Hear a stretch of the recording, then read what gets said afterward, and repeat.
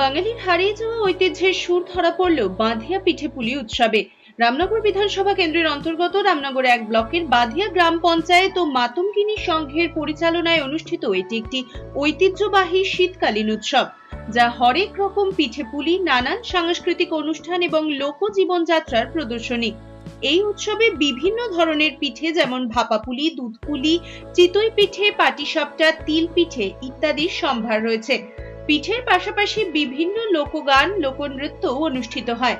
বর্তমানে বাঁধিয়া পিঠেপুলি উৎসব ৬ষ্ঠ বর্ষে পদার্পণ করেছে। সেই সঙ্গে এটি পর্যটকদের কাছেও বিশেষ আকর্ষণীয় হয়ে উঠেছে। এই উৎসব বর্তমানে শুধুমাত্র আর খাদ্য উৎসব নয়, এটি বাঙালির লোকজ সংস্কৃতি, পারস্পরিক সম্পর্ক এবং আতিথেয়তার প্রতীক। মায়েরাও স্বাবলম্বী হয়েছেন, মায়েরা ঘর থেকে বেরোচ্ছেন, বিভিন্নভাবে তারা অর্থ উপার্জন করছেন, স্বাবলম্বী হচ্ছেন এবং পৌষ মাস মানেই আমাদের পিঠেপুলির মেলা। তাই রামনগর বিধানসভায় প্রথম আমাদের ব্লকের যে রামনগর 1 পঞ্চায়েত সমিতির বন ও ভূমি কর্মাধ্যক্ষ এবং এই উৎসব কমিটির সভাপতি মাননীয় আব্দুল খালেক কাজীর মহোদয়ের আহ্বানে এই বাঁধিয়া পিঠেপুলি উৎসব শুরু হয়েছিল, তার জন্য তাকে ধন্যবাদ জানাই।